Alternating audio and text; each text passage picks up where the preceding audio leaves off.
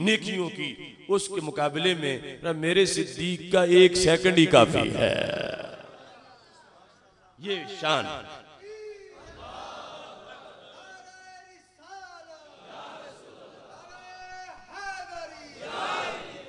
अब देखो, इससे पता चला कि हजरत सिद्दीक अकबर रदी अल्लाह ताला अन्हो की अजमतों और फजीलतों में जो चीज बेस है वो इश्क नबी अलैहिस्सलातु वस्सलाम। हजरत अली रदी अल्लाह ताला ने इस चीज को ढूंढा और उसको बयान किया शुजात के अंदाज में भी, और वैसे भी देखोगे तो हजरत सिद्दीक अकबर रदी अल्लाह ताला अन्हु का मुनफरिद अंदाज आज उसे मुआशरे में फैलाने की भी जरूरत है।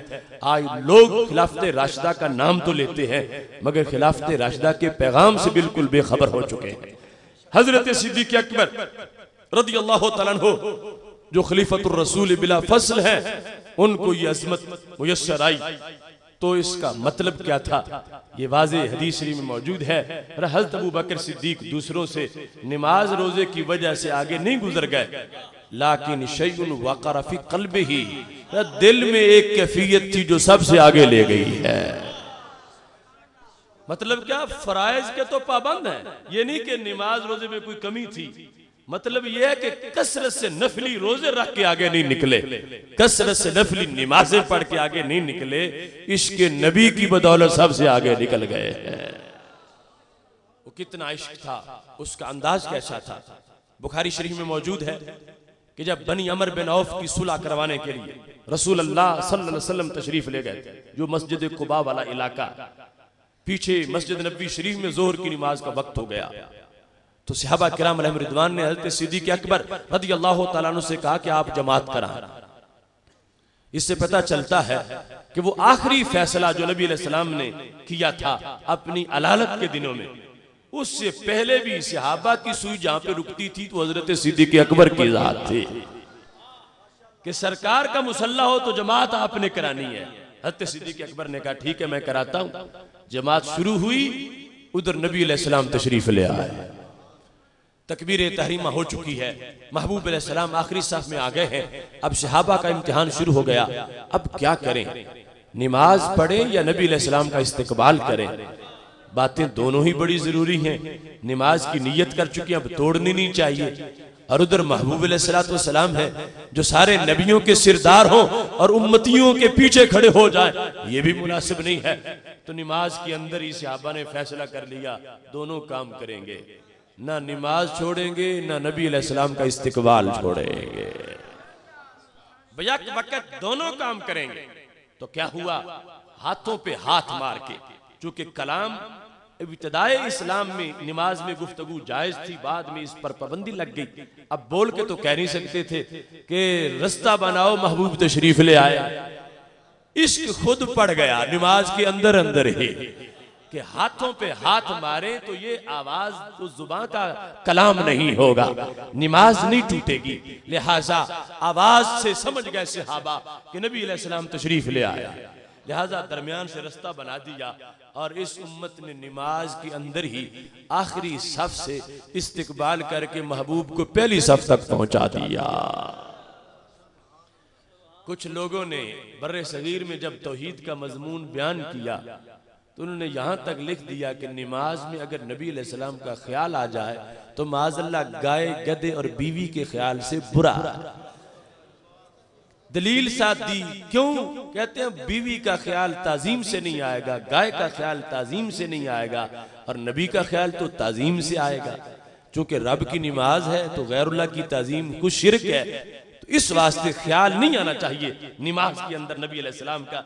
ये भद्दा अकीदा, ये गंदी सोच, उनके नजदीक तौहीद का माना तौहीन है कि तौहीद की मजबूरी है कि अब ख्याल नहीं आना चाहिए नबी अलैहिस्सलाम का। तो मैं पूछता हूं, सहाबा जो नमाज पढ़ के हाथों पे हाथ मार रहे थे तो ख्याल के बगैर ही मार रहे? जगह बनाई है तो ख्याल के बगैर बनाई है? नहीं, ख्याल भी आया है और ख्याल भी अदब में डूबा हुआ आया है। सादा ख्याल नहीं आया, अदब में डूबा हुआ ख्याल आया है कि अल्लाह के नबी अलैहिस्सलाम पीछे खड़े रहे और हम आगे रहे। ऐसा कैसे हो सकता है? अदब से ख्याल आया है और सरकार दो आलम सल्लल्लाहु अलैहि वसल्लम को पहली सफ तक पहुंचाया है। और जब पहली सफ तक पहुंचे हैं तो इमाम ने भी ताजीम शुरू कर दी है। हजरत सिद्दीक अकबर ने मुसल्ला छोड़ दिया है ताजीम नबी की खातिर। नमाज के अंदर मुसल्ला छोड़ा है। सरकार ने फरमाया अबू बकर खड़े रहो, नमाज पढ़ाते रहो। उन्होंने फिर भी नहीं पढ़ाई, पीछे आ गए। मेरे नबी अलैहिस्सलाम सफ से मुसल्ले पे तशरीफ ले गए। नमाज के अंदर ही आखिरी सफ से उम्मत ने मुसल्ले तक का सफर अपने नबी अलैहिस्सलाम को करा दिया है। अब जिस वक्त सलाम फेरा, जमात मुकम्मल कर, जितनी पहले पड़ी हुई थी उसे बरकरार रखा, आगे शुरू कर दी। जब सलाम फेरा तो पूछा अबू बकर, मैंने तुझे कहा था कि जमात कराते रहो, तो तुमने मुसल्ला क्यों छोड़ा? अब देखना अजमत सिद्दीक अकबर का राज क्या है। अब हजरत सिद्दीक अकबर को यह तो पता है ना कि मैं सिर्फ सहाबी नहीं हूं, सहाबा का मैं सिरदार भी हूं। इन्होंने खुद ही तो मुझे अपना इमाम बनाया। आज के करोड़ों वली एक सहाबी का मुकाबला नहीं कर सकते, और सहाबी सारे जिनको अपना लीडर माने हुए थे, तो कद तो वाकई उस बंदे का बड़ा ऊंचा था, मकाम तो बड़ा अच्छा था। लेकिन उन्हें गलतफहमी नहीं हुई कि कहते कोई बात नहीं, वो हम जैसे हैं, मैं उन जैसा हूं।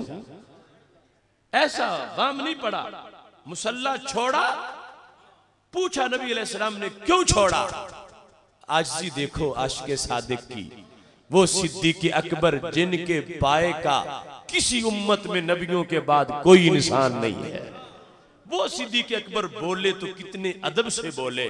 कहने लगे मा काना लिब्न अबी कुहाफता अन युसल्लिया बैना यदै रसूलिल्लाह सल्लल्लाहु अलैहि वसल्लम। मेरे महबूब, मैंने सुना था तुम फरमा रहे हो, मगर इश्क ने इजाजत नहीं दी कि अबू कुहाफा के बेटे की मजाल क्या है कि वो रब के नबी के आगे खड़ा होकर नमाज पढ़ता रहे।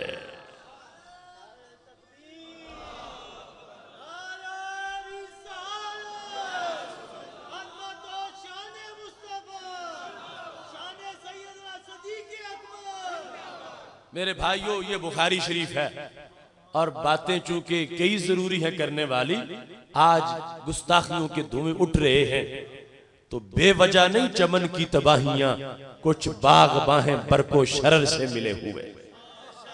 ये आज के रोजाना का जो खेल बना रखा है गैर मुस्लिमों ने, ये 1.5 सदी की उस झूठी तबलीग का असर है कि जिन्होंने हर जलसे में अपने आप को अल्लाह के नबी अलैहिस्सलाम के साथ बराबर करके बयान किया कि उनकी भी 2 हाथ हैं, हमारे भी 2 हाथ हैं, वो भी बशर हैं, हम भी बशर हैं, वो हम जैसे, हम उन जैसे हैं।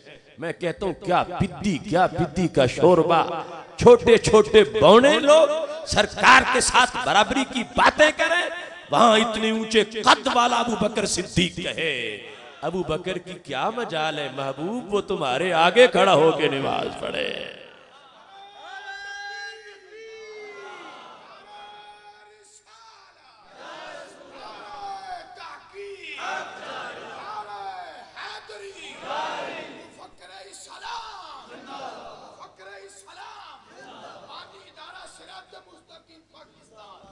देखो ना, सही बुखारी है और कई मकामात पर यह हदीस शरीफ मौजूद है।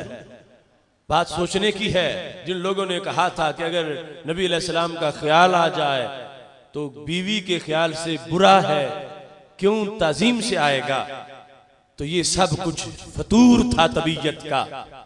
ये शरीयत की मजबूरी नहीं थी, गंदी तबीयत की मजबूरी थी। अगर शरीयत का तकाजा होता तो शरीयत से अबा ने पहले पढ़ी है, वो ये फैसला ना करते, या कर लिया था तो सरकार मुस्तरद कर देते।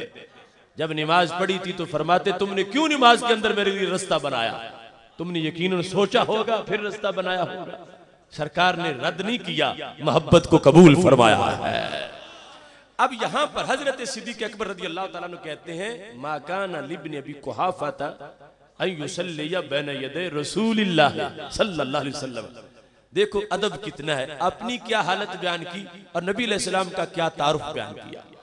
हालांकि ये कह सकते थे एक तरफ सिद्दीक अकबर है और दूसरी तरफ रसूल आजम है, कुछ न कुछ तकाबुल बना के बयान करते, एक तरफ उम्मत में लीडर, दूसरी तरफ नबियों के लीडर। लेकिन क्या फरमाया, एक तरफ अबू कुहाफा का बेटा और दूसरी तरफ रब का रसूल। ना अपने आप को अतका कहा, ना मुत्तकी कहा, ना पारसा कहा, ना बुजुर्गी वाला कहा, ना अजमत वाला कहा। वो जो हर बंदे का तारुफ है, अपने बाप का नाम तो हर बंदे ही ले सकता है ना, इतना तारुफ तो हर बंदे का है कि फुलां का बेटा। फरमाया जब नबी अलैहिस्सलाम की शान बयान करनी हो, अकड़ अकड़ के मुकाबले मत करो, उनके साथ बराबरी मत करो।